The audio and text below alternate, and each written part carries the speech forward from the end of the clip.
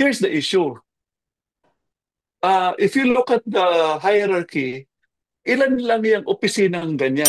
Ilan lang ang Yes. factories? Ilan lang ang malls? Ilan lang ang malalaking buildings? As opposed to other Small locations numbers. with, let's say, BPO with 50 branches, as I told you.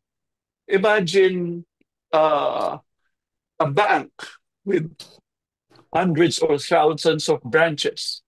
Imagine convenience stores with hundreds or thousands of offices.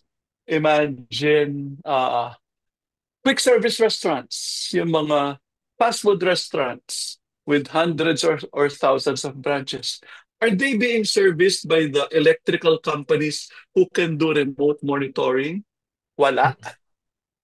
wala. And that is what IoT can do.